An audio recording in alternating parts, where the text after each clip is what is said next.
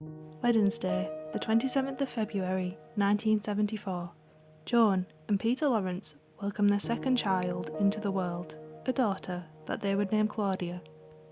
Claudia would spend her childhood in the town of Malton, North Yorkshire, growing up alongside her sister Ali. The two sisters enjoyed a comfortable childhood and attended private school together. As a child, Claudia loved the outdoors, and she also loved animals. In particularly, Claudia loved horses and would utilise much of her free time outside riding with her sister, which her father Peter would later state resulted in several trips to the emergency room. From an early age, it became apparent that Claudia had a passion for cooking, and in 1990, at the age of 16, she left home and began pursuing her passion at catering college. In 1999, a then 25-year-old Claudia secured a job working in the kitchens in the Monk Bar Hotel in York.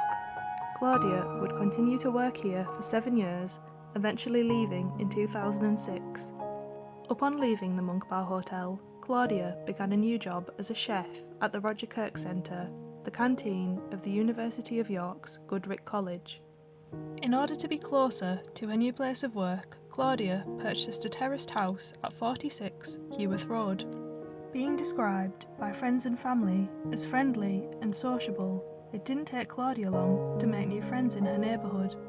She spent many of her nights drinking at the Nag's Head pub, located just 4 doors away from her own house. This is where Claudia met and became very good friends with 24-year-old barmaid Jen King and 44-year-old Susie Cooper. Jen and Susie would enjoy many nights out drinking with Claudia, as well as holidays to Bulgaria, Zante, and the Coral Bay area of Cyprus. Jen would go on to say that Claudia was always there for her, no matter what, and Susie later stated that she and Claudia were so close they would refer to each other as sisters.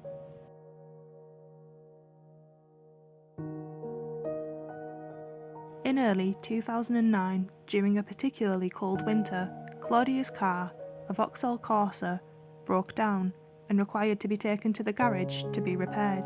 As Claudia no longer had access to a vehicle, she decided that she would either cycle or walk the 3-mile journey to the Roger Kirk Centre. This decision was worrying to her parents due to her early morning working hours. Joan offered Claudia money for a taxi, and Peter suggested she borrow his car.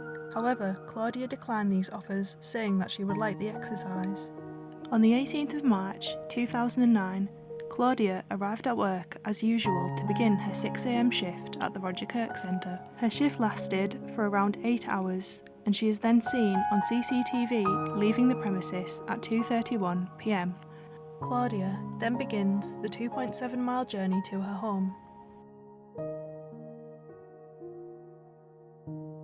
Half an hour later, on CCTV, Claudia is captured walking past Melrose Gate Post Office at 3 p.m. She appears to post a letter and then continues walking out of view. The last confirmed sighting of Claudia that day was at 3:05 p.m. This sighting was by a friend of Claudia's, childminder Linda Chapman, who stopped to exchange a brief hello with Claudia as she headed back to her home on Heworth Road. At around 7 p.m. that evening, Claudia began to exchange text messages with friends and family. She also had a telephone conversation with both her mother Joan and her father Peter. Joan would later describe Claudia to be sounding seemingly normal and relaxed. She and Claudia were both watching the same television programme, and Joan said she could hear this in the background on Claudia's end of the call. After this call with Joan had ended, a final text message was sent from Claudia's phone at 8:23 p.m. Claudia received a final incoming text message at 9:12 p.m. from a friend living in Cyprus. However, it's not known if Claudia ever read this message. After this time, Claudia Lawrence is never seen or heard from again. When 6 a.m. the following morning rolled around, the usually punctual and reliable Claudia was nowhere to be seen. Her manager waited until 10:30 a.m. to call her phone to see where she was. However, this call went through to voicemail, and her manager took no further action. Later that evening, Claudia was scheduled to meet best friend Susie Cooper in the Nag's Head pub. Susie turned up to this meeting, however, Claudia did not. Susie would go on to explain that even though unusual for Claudia not to turn up to this meeting, that she had in fact done it before. As a result of this, Susie believed that Claudia must have just fallen asleep and went home without checking on her. Friday, 20th of March 2009. Becoming increasingly worried that she has not heard from Claudia for over 36 hours, Susie decides to contact Claudia's father, Peter. As Claudia was described as someone who was always in touch via phone call or texting, this news was extremely worrying. Peter decided to call Claudia's manager at the Roger Kirk Centre and was informed that Claudia had not reported for duty the previous day.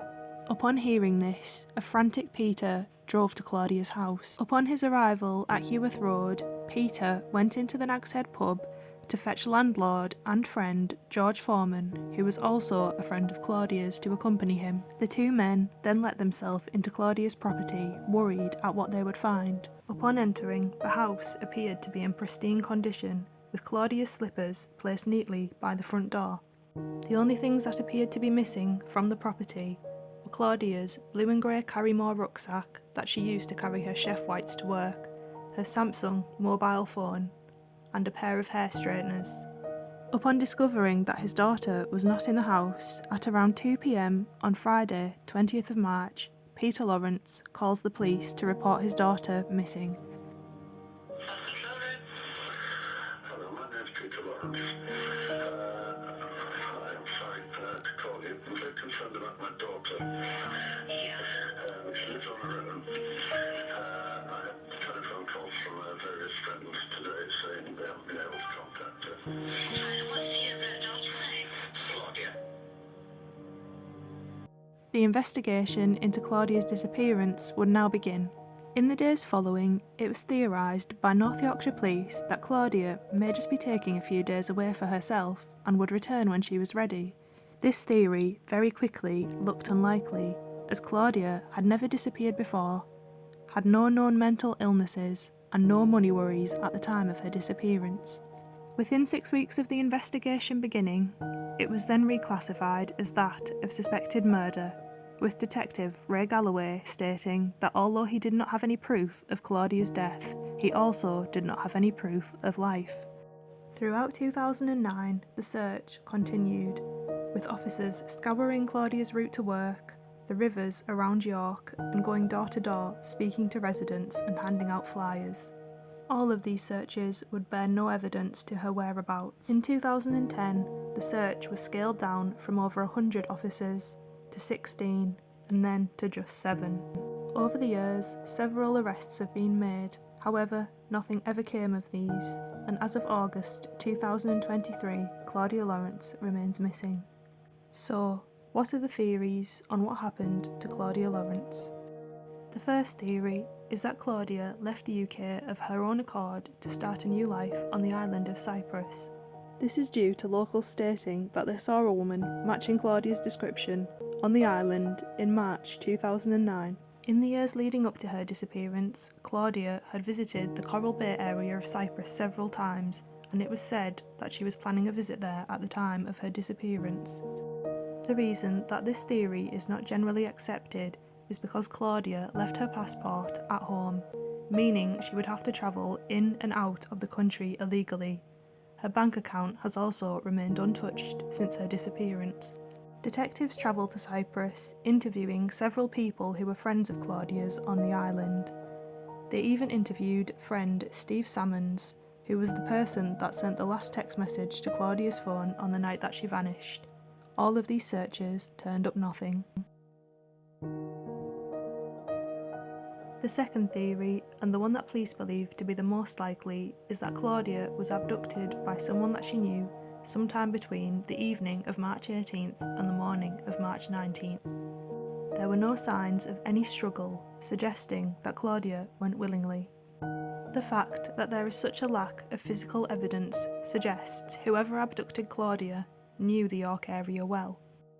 In June 2009, stories began to appear in the British media stating that Claudia had partaken in several affairs with married men, with some even going as far to suggest that she may have been murdered by a jealous lover.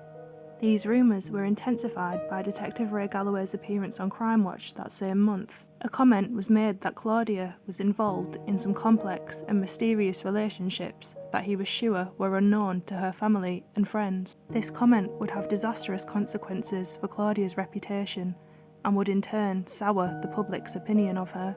Rumours began swirling and people began to talk, with some even unfairly stating that Claudia deserved whatever had happened to her. CCTV, released by North Yorkshire Police, shows a dark figure entering the alleyway behind Claudia's home at 7:15 p.m. on the evening of March 18th.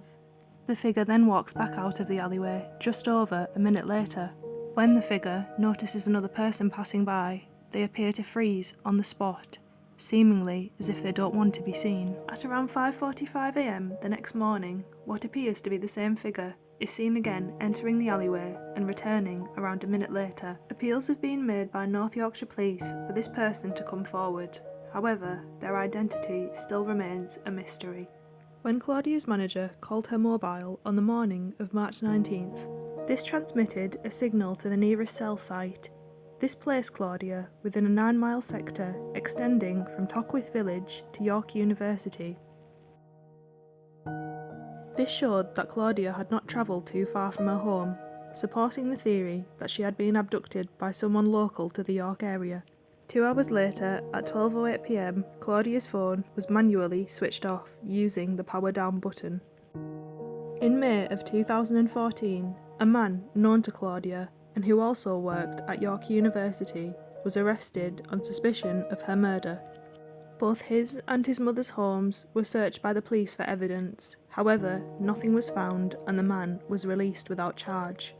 In 2015, 4 men who were known to Claudia were also arrested on suspicion of her murder. In March 2016, it was confirmed that the 4 men would not face charges as the Crown Prosecution Service had insufficient evidence against them. A third theory is that Claudia fell victim to a serial killer. Over the years, a possible link between Claudia and convicted double murderer Christopher Halliwell has been probed by North Yorkshire Police. Halliwell, who is currently serving a life sentence for the murders of Sian O'Callaghan and Becky Godden Edwards, is believed to have more victims. It is believed that Halliwell worked in Yorkshire for a firm that's based in his hometown of Swindon. Several women have also come forward to claim that Halliwell stalked them in the Yorkshire area. Police have said that the validity of these claims is questionable due to a lack of evidence to support them.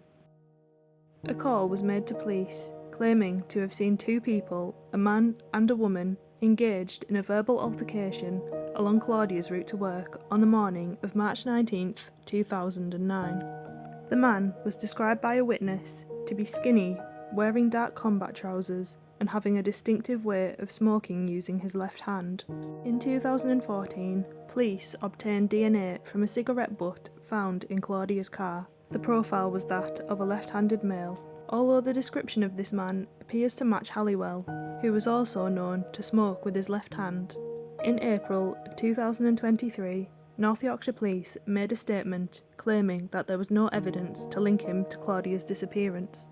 The investigation into Claudia's disappearance was made difficult from the beginning, with detectives stating that those close to Claudia were lying to them and withholding vital information. Claudia's dad, Peter Lawrence, made many appeals over 12 years to find information about what happened to his missing daughter. Due to Peter tirelessly campaigning about the difficulties that families face when a loved one goes missing around dealing with their financial affairs, Claudia's Law, the Guardianship Missing Persons Act, came into force on the 31st of July 2019. Tragically, in February 2021, at the age of 74, Peter passed away without ever finding out what happened to his beloved daughter. In 2023, Claudia's mum, Joan, who recently celebrated her 80th birthday, continues to make appeals for any information that may lead to Claudia's whereabouts. And in March of this year, Joan appeared on Channel 5's Vanished, the hunt for Britain's missing people. Can I ask you about hope? Do you still have hope? Oh, yes. Oh, it'll never go. Oh, yes, definitely. That still keeps you going? Oh, yes. without my faith, I wouldn't be here. It's my main thing is hope. I'll never give up. Never, ever give up. And at the end of the day, I think of faith, hope, and love. And love is the most important thing. And this is my child, and it doesn't matter how old she is, it's still my child. I can never, ever give up on her. Never. Claudia Lawrence has not been seen or heard from since March the 18th, 2009. If you have any information that could assist the investigation, please contact North Yorkshire Police on 101. Select option 1 and pass the details onto the Force Control Room, quoting Claudia Lawrence.